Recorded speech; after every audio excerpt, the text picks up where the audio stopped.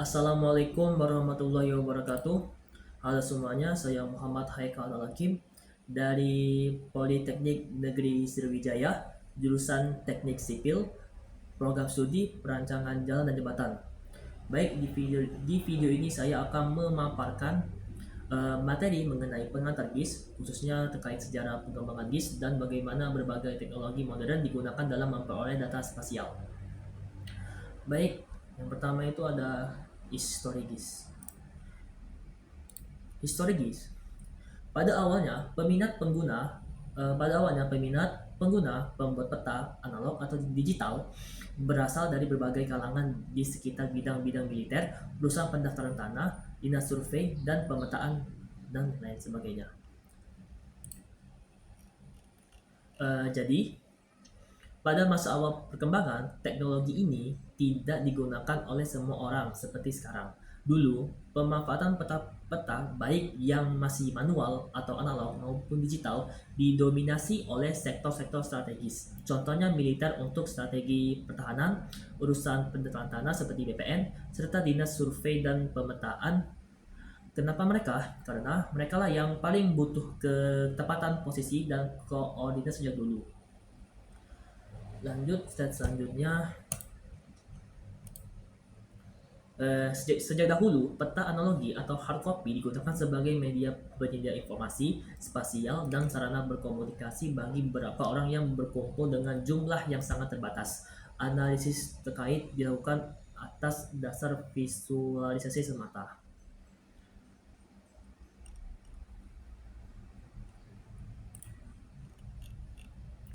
Uh, Mungkin kita masih ingat uh, peta yang ada di belakang peta Indonesia yang di belakang waktu kita masih SD, itulah yang disebut dengan peta analog atau hard copy. Dulu peta ini adalah sumber utama informasi spasial atau informasi posisi, tapi kelemahannya peta ini hanya bisa dilihat oleh sedikit orang secara bersamaan dan analisisnya sangat terbatas, hanya berdasarkan apa yang tertangkap oleh mata kita saja atau visualisasi semata.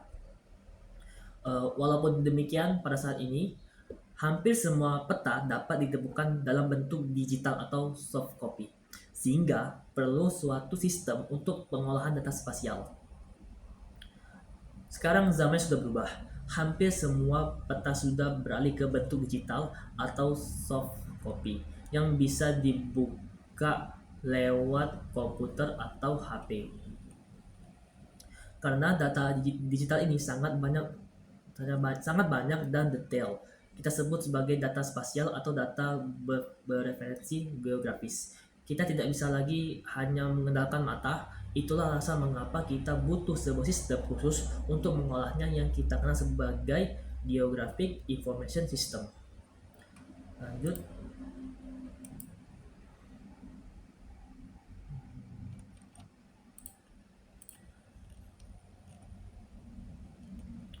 Oke, di sini ada pemetaan modern, modern mapping. Pemetaan modern saat ini merupakan gabungan dari 3 pilar teknologi utama yang membentuk sebuah sistem utuh bernama GIS. Mari kita bahas satu persatu.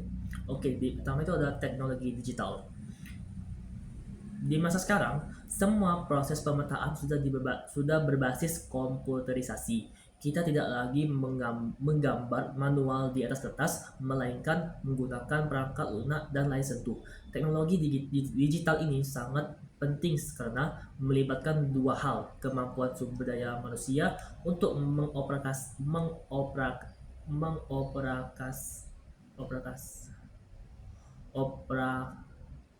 operasikannya dan kecanggihan mesin. Lanjut, atau komputer untuk menyimpan serta memproses datanya secara cepat. Kedua itu ada positioning. Positioning itu bukan adalah teknologi untuk menentukan lokasi secara tepat di permukaan bumi dengan bantuan satelit. Seperti yang kita tahu, ada banyak satelit penentu posisi di penentu posisi di dunia seperti GPS milik Amerika, GLONASS milik Rusia, Galileo dari Uni Eropa, serta kompas dari Cina. Dengan teknologi positioning ini, kita bisa tahu koordinat tepat X, Y, dan Z dari objek yang kita petakan secara otomatis. Lanjut ada remote sensing atau penginderaan jauh. Intinya kita bisa membuat peta tanpa harus selalu datang langsung ke lokasi. Kita bisa menggunakan sensor yang dipasang di satelit atau pesawat seperti teknologi LiDAR untuk mengambil gambar atau citra bumi dari ketinggian. Hasil dari penginderaan jauh ini kemudian diolah menjadi data geografis yang sangat detail.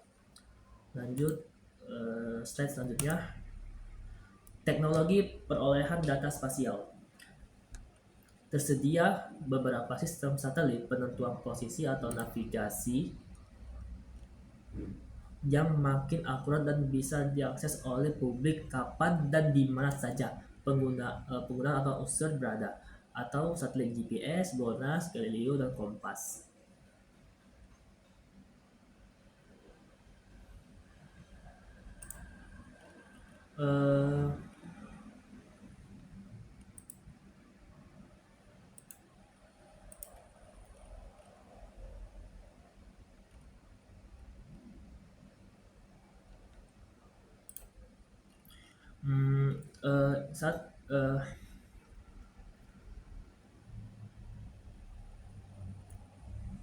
Saat ini kita sangat dimudahkan dengan adanya satelit penentu posisi.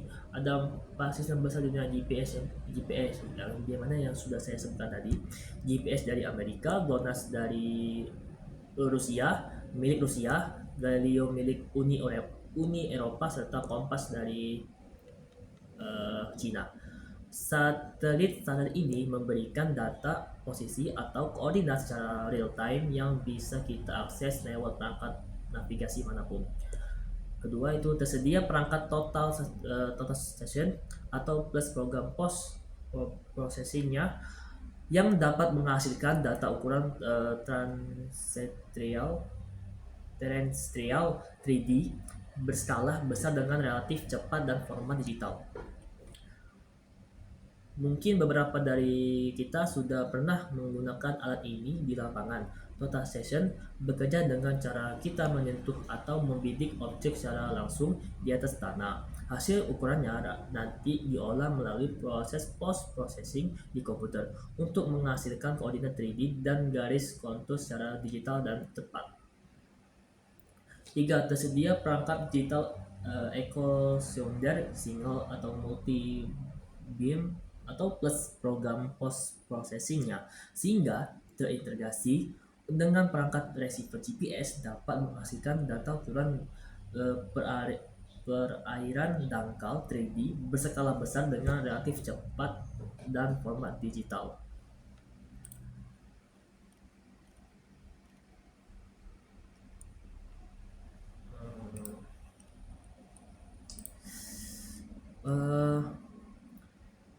Kalau total station tadi untuk di darat, kalau echo sounder itu ini gunanya untuk mengukur kedalaman air atau laut.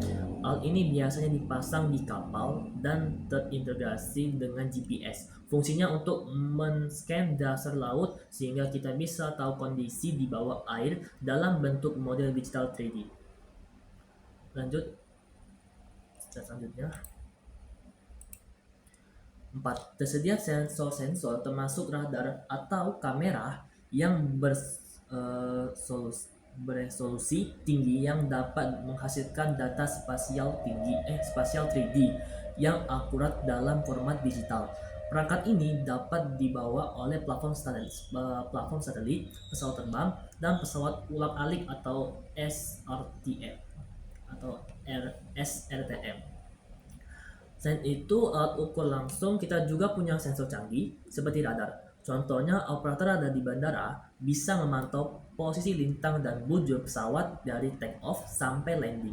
Sensor ini juga bisa dipasang di satelit atau pesawat ulang-alik untuk mengambil data permukaan bumi dari jarak jauh tanpa harus menyentuh objeknya. Kelima itu ada tersedia beberapa institusi resmi yang menyediakan data spasial berupa citra satelit, foto udara, atau DEM secara cepat, mudah, dan murah dalam format digital. Contoh itu ada Google Earth, Google Map, Google Ocean, dan lain-lain sebagainya. Sekarang kita juga sangat mudah mendapatkan data dari institusi resmi. Kita bisa membeli atau menggunakan citra satelit, foto udara, hingga DEM atau Digital Elevation Model (DEM). Contoh paling dekat yang sering kita pakai adalah Google Earth, Google Maps, di mana data tersebut sudah tersedia secara digital dan siap kita gunakan untuk analisis awal. Yang kedua ada tersedianya teknologi pendukung perangkat keras dan lunak, telekomunikasi, dan jaringan internet yang makin canggih. Terakhir, semua pengambilan data tadi tidak akan maksimal tanpa dukungan hardware dan software yang mumpuni. Sekarang perangkat lunak pengolahan peta sudah terintegrasi dengan internet.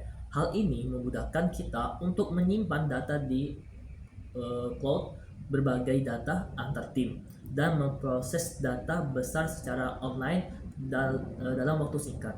Lanjut slide berikutnya. Nah, di sini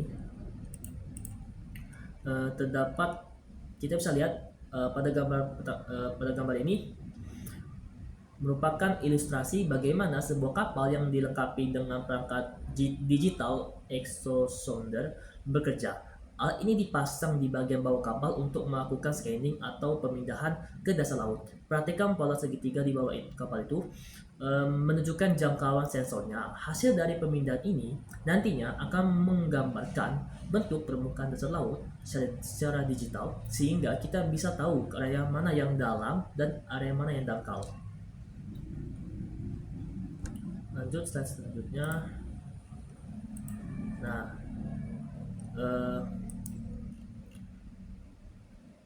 di gambar ini terlihat lebih detail bagaimana sensor tersebut mengirimkan sinyal ke dasar laut. Ada yang namanya single beam atau satu pancaran, dan multi beam, banyak pancaran. Garis-garis biru yang tegak lurus ke bawah itu adalah sinyal yang dikirim untuk mengukur kedalaman di titik tertentu. Data yang didapat ini sangat akurat karena sudah terintegrasi dengan GPS untuk menentukan posisinya.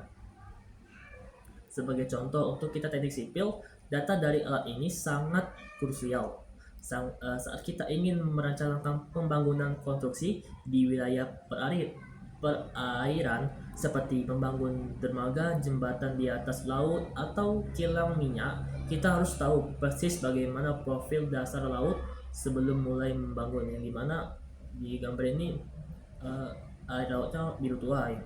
Berarti kalau di gambar ini air itu dalam. Kalau warna biru tua berarti airnya dalam di sini. Lanjut slide selanjutnya. LiDAR. Apa itu LiDAR?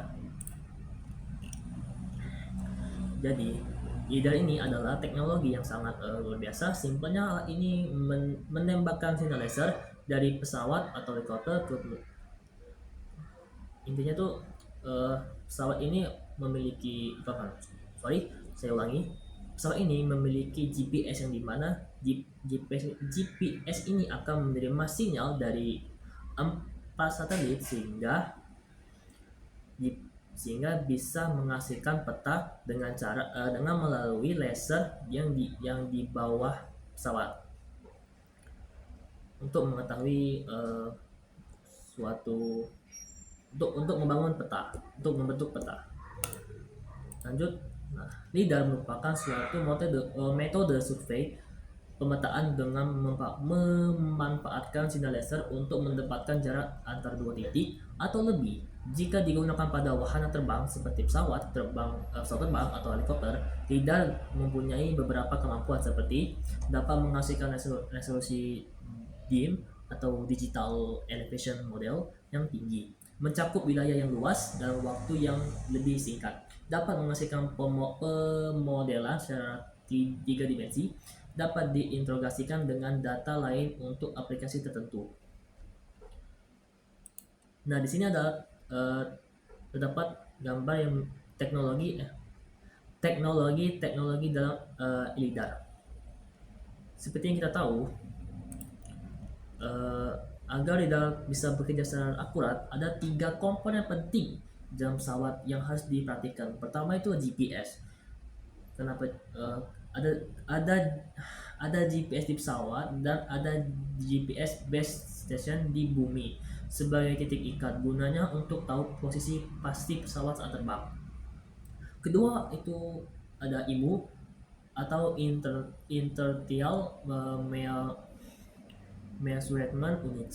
Ini sangat penting untuk menstabilkan data karena pesawat saat terbang itu gerakannya tidak stabil atau bisa naik turun miring.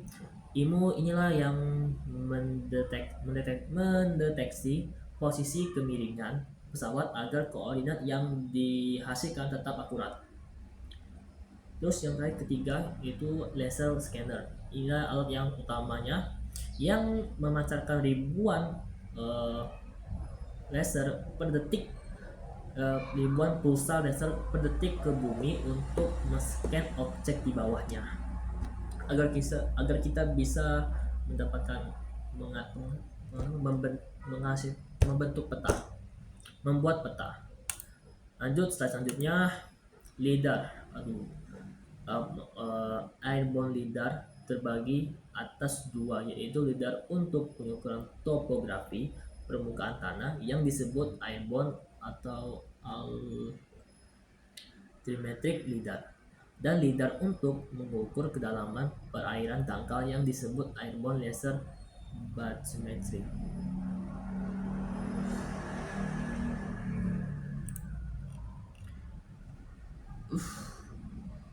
Perbedaan utama di antara keduanya adalah pada penggunaan laser, di mana pada airborne altimetric LiDAR menggunakan sinar inframerah, sedangkan pada airborne laser bathymetry menggunakan sinar hijau atau biru.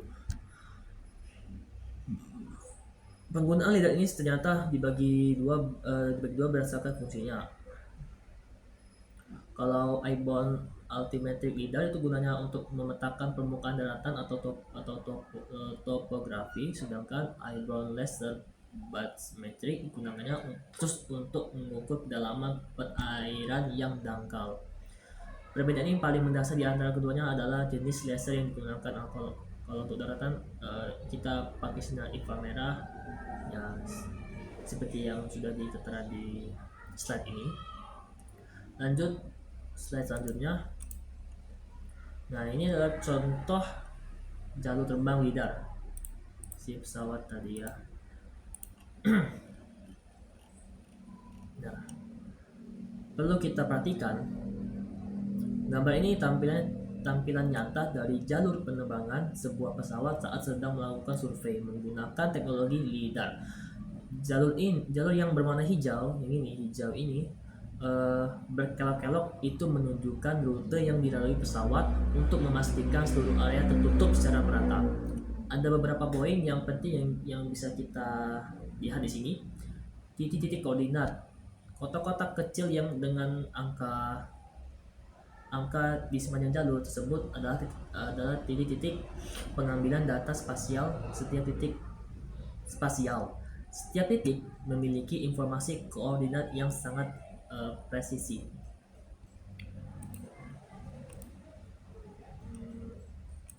Lanjut, di gambar ini jalur terbang ini pola S yang di pola S atau kelak-kelok. jalur terbang ini dibuat seperti pola menyapu atau pola S. Tujuannya kita bisa lihat sini di yang hijau ini seperti tidak berkelok-kelok dia jalannya. Kenapa? Tujuannya adalah untuk mendapatkan overlap atau tumpang tindih di datar agar tidak ada bagian tanah yang terlewatkan atau kosong. Terus eh,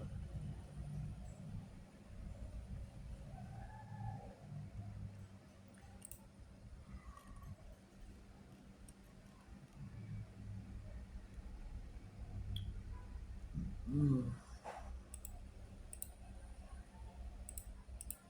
eh, nah ini terdapat banyak angka atau ribuan koordinat kotak-kotak kecil yang dengan angka ribuan di atasnya seperti nomor 570, 580 hingga 900-an.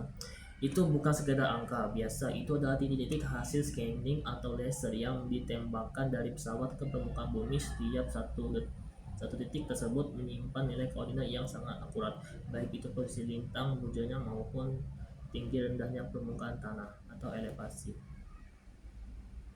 Proses ini sangat cepat dan efisien untuk memetakan wilayah yang luas atau medan yang sangat sulit dijangkau seperti hutan atau pegunungan seperti hutan atau pegunungan. Dari ribuan titik inilah nantinya kita bisa membuat model 3D bumi yang sangat detail yang biasa disebut dengan elevation atau digital elevation model atau DEM. Lanjut slide selanjutnya. Nah, di sini terdapat uh, gambar jalur penerbangan pesawat saat melakukan pemetaan di daerah Gunung Merapi. Garis-garis biru yang terlihat menyebar dari satu titik itu adalah lintasan yang dilewati pesawat untuk melakukan pemindahan laser. Mengapa pemetaan di Gunung Merapi menggunakan teknologi LIDAR? Karena Gunung Merapi adalah gunung aktif yang biasanya mengalami perubahan bentuk atau erupsi dalam siklus tertentu. Misalnya setiap 4 tahun sekali. Dengan menggunakan LIDAR, proses pemetaan kembali area-area erupsi atau pemetaan kondisi gunung menjauh lebih cepat dan akurat dibandingkan pengukuran manual di darat. Meskipun biaya operasinya mahal karena harus menyewa pesawat, pilot, dan mengurus izin terbang, hasil yang didapatkan sangat sepadan. Kita bisa mendapatkan data elevasi yang sangat detail untuk memantau perubahan morfologi gunung yang sangat berguna bagi keselamatan masyarakat di sekitarnya.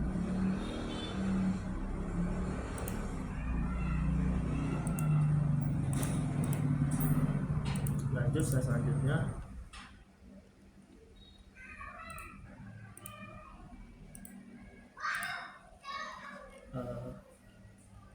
Intinya tuh meskipun sekarang kita sudah menggunakan teknologi canggih seperti satelit, drone, dan atau LIDAR, sebenarnya dasar dan tujuan dari survei pemetaan itu tidak pernah berubah. Sejak dulu, tujuan tetap sama, yaitu untuk menentukan posisi atau koordinat suatu titik di permukaan bumi, namun yang berubah secara drastis adalah teknik dan metodenya. Lanjut ke slide selanjutnya. Di sini terdapat gambar memperlihatkan sistem satelit penentu posisi global yang beroperasi di bumi. Mungkin kita sudah lebih sering mendengar GPS, tapi GPS itu hanya salah satu dari sekian banyak sistem satelit yang ada. Yang dimana GPS itu milik Amerika, GLONASS itu milik Rusia, Galileo milik Uni Eropa, serta Komunitas Cina. GPS memiliki 21 plus 3 satelit 2010, GLONASS memiliki 21 plus 2 satelit di 2010, Galileo 30 satelit di 2012, serta Kompas 30 satelit dari 2005 sampai 2020. Lanjut selanjutnya. Nah, sini ada gambar yang terlihat sangat rumit, tapi sebenarnya cara kita memahami bagaimana satelit bekerja di luar angkasa untuk memberikan posisi yang sangat akurat di bumi. Di sini kita bisa lihat perbandingan antara orbit satelit GPS milik Amerika dan GLONASS milik Rusia.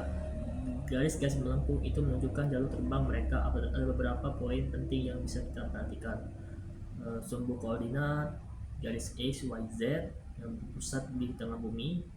Ini digunakan untuk menentukan posisi tepat satelit terhadap bumi.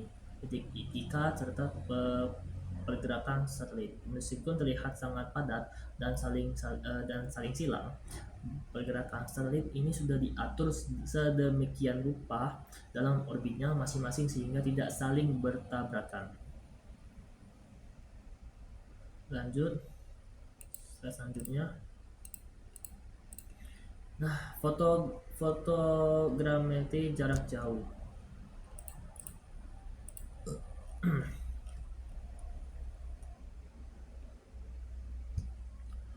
Fotogrametri jarak jauh jarak dekat, fotogrametri jarak dekat. Teknik pemetaan untuk objek yang posisinya cukup dekat namun sulit atau tidak mungkin kita ukur secara manual. Contohnya area perbukitan curam seperti di gambar ini. Jika kita mengukur bukit ini menggunakan alat konvensional seperti teodolit atau secacar, mungkin akan memakan waktu berbulan-bulan. Oleh karena itu kita gunakan teknik fotogrametri.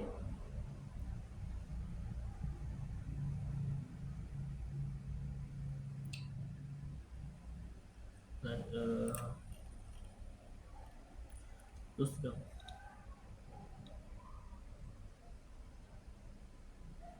lanjut, selanjutnya foto udara.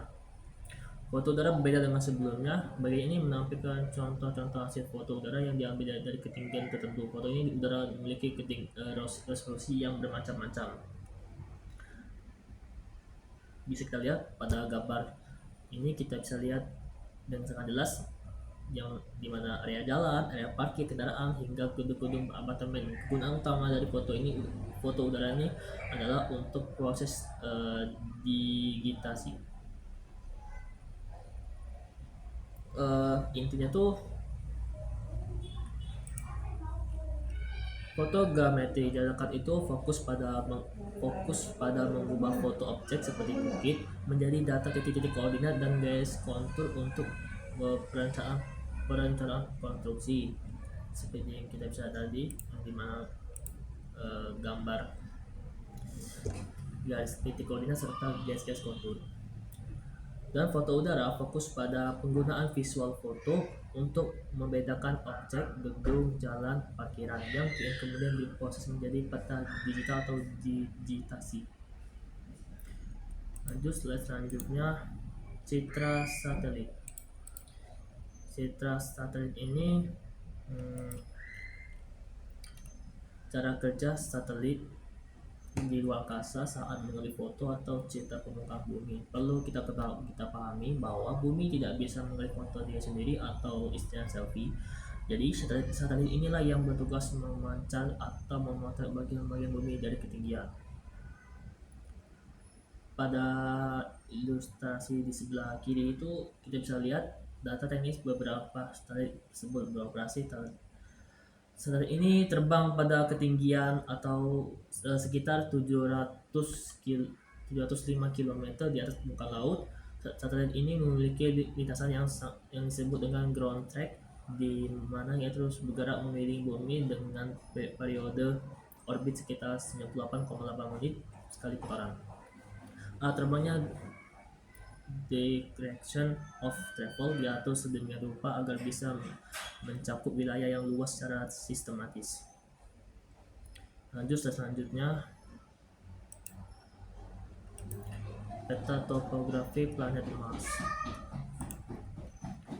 Mungkin kalian bertanya, apakah teknologi pemetaan ini hanya berlaku di bumi? Jawabannya tidak. Gambar ini adalah contoh peta topografi planet Mars yang didapatkan dari data citra satelit luar angkasa. Sama halnya dengan satelit bumi, peta bumi, gradasi warna pada gambar ini menunjukkan perbedaan ketinggian atau elevasi. Warna merah menunjukkan daerah yang benar-benar tinggi atau curam, sedangkan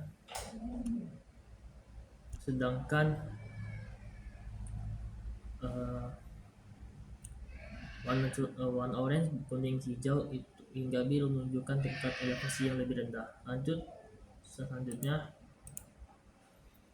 Nah, ini ada contoh lagi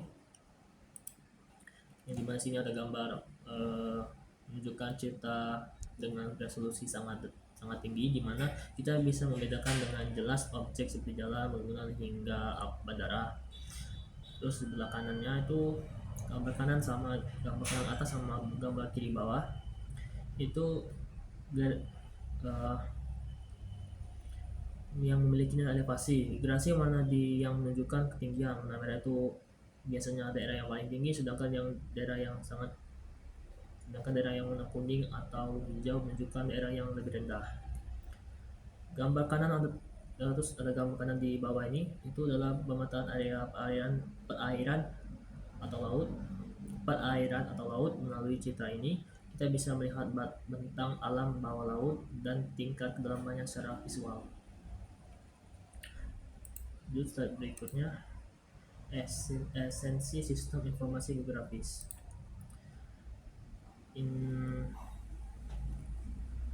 Inti dari sistem informasi geografis atau GIS itu sebenarnya terletak pada hubungan dua jenis data ini, data spasial dan data non spasial. Pertama, data spasial. Ini adalah data yang memiliki posisi koordinat atau referensi ruang. Intinya data ini memberi tahu kita di mana lokasi objek tersebut berada di muka bumi. Kedua, ada di data non spasial atau sering disebut data atribut. Ini adalah informasi tambahan yang menjelaskan properti dari data spasial tadi. Datanya ada posisi koordinat, ruang atau spasial. Intinya tuh contoh mudahnya jika kita punya data spasial berupa garis jalan, maka data non spasialnya adalah nama jalannya, kurang lebih seperti itu. Nama jalannya panjang, yang non spasial tadi nama jalannya, panjangnya, lebarnya, dan jenis perkerasannya. Kedua datanya selain berhubungan, data non spasial bertugas memerankan data spasialnya dan tanpa hubungan. Tanpa hubungan ini sebuah peta hanyalah gambar biasa tanpa informasi yang bermakna.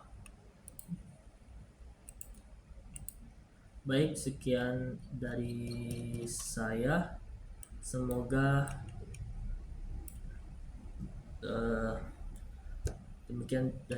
demikian penjelasan yang dapat saya sampaikan mengenai sejarah dan proses perolehan data spasial dalam GIS. Semoga penjelasan tadi bisa memberikan gambaran yang lebih jelas bagi kita semua tentang bagaimana teknologi survei terus berkembang untuk memudahkan pekerjaan kita di bidang sipil. Terima kasih atas perhatiannya. Saya tutup dengan mengucapkan wassalamualaikum warahmatullahi wabarakatuh.